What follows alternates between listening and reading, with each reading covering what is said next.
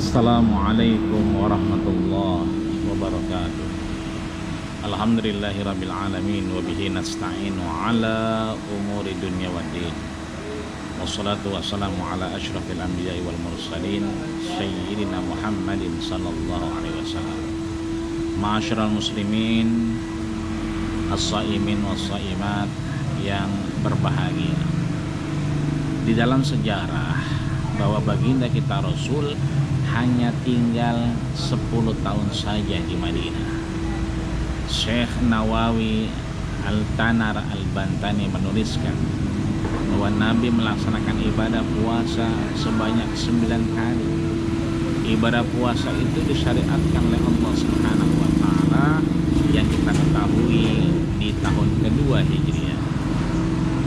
Namun dalam kurun waktu 9 tahun berpuasa, Nabi kita Muhammad sallallahu alaihi wasallam menorehkan sejarah yang luar biasa.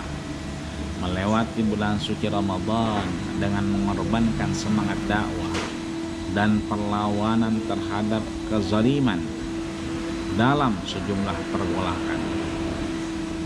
Maka baginda kita Rasulullah sallallahu alaihi wasallam, Ramadan adalah bulan pergerakan. Ia mampu untuk kemudian menggerakkan semua lini kehidupan untuk bersinergi umat semakin kuat. Maka tak heran jika Profesor Dr. Syekh Wahbah Az-Zuhaili, Allah yarhamu, Al-Fakir, pernah belajar langsung dengan beliau di Fakultas Syariah di Al-Azhar Syarif, bahwa dalam Al-Fiqhu Al-Islami wa Adillatuhu beliau mengutip bahwa sahabat berjuang untuk melakukan perubahan. Di antaranya adalah Perang Badar yang terjadi pada 17 Ramadan tahun 2 Hijriah, yang menurut Imam Ibnu Abbas dikatakan oleh Syekh Wahbah Az-Zuhaili, Perang Badar terjadi pada hari Jumat tepatnya. Perang Badar dimenangkan kaum muslimin, diabadikan oleh Allah Subhanahu wa taala di dalam surat ketiga, surat Ali Imran ayat 123. Sungguh Allah telah menolong engkau dalam perang Badar, padahal kamu saat itu adalah orang-orang yang lemah. Karena itu bertawakallah kepada Allah Subhanahu wa taala supaya kamu mensyukurinya. Ini artinya begitu banyak yang disampaikan oleh Profesor Dr. Wahbah Az-Zuhaili, termasuk kemudian beliau mengutip apa yang disampaikan oleh Al-Imam Al-Jalalain di dalam tafsir Al-Jalalain, bahwa Badar adalah suatu tempat yang terletak di antara Makkah dengan Madinah.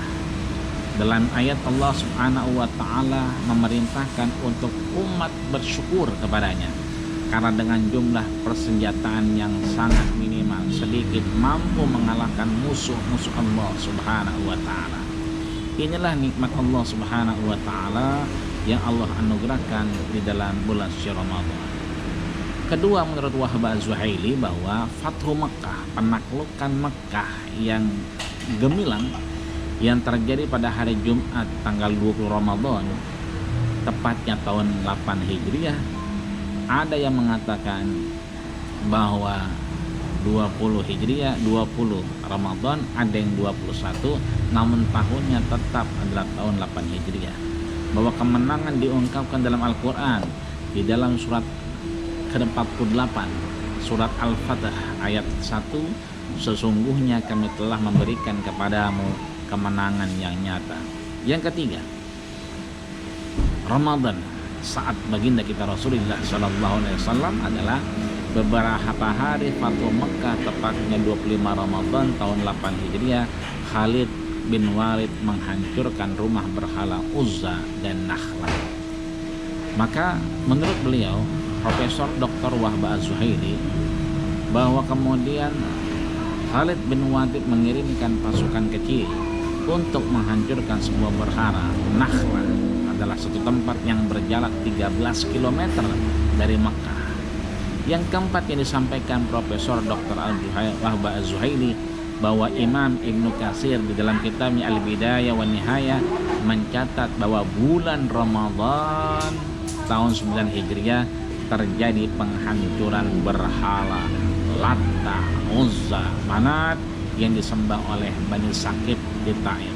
Hal ini dilakukan setelah utusan suku Taif menghadap Rasulullah Sallallahu Alaihi Wasallam. Itu artinya Ramadan adalah bulan momentum pergerakan, Ramadan adalah bulan perlawanan, Ramadan adalah bulan kemenangan untuk kita memenangkan diri kita, melawan diri kita sendiri, pergerakan dalam diri kita untuk istirja, mendapatkan destinasi terakhir yang Allah berikan, la'allakum tattaqun, agar kita bertakwa di hadapan Allah Subhanahu wa taala dengan merombak kehidupan kita, dengan melakukan pergerakan dalam kehidupan kita, dengan melakukan perubahan dalam kehidupan kita.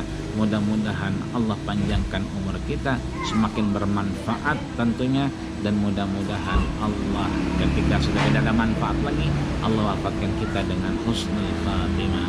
Allah manfa'na ya Allah bima ulumina wa taqabbal bi a'malis salihatina ya Allah ya rabbal alamin. Walhamdulillahi rabbil alamin. Assalamualaikum warahmatullahi wabarakatuh.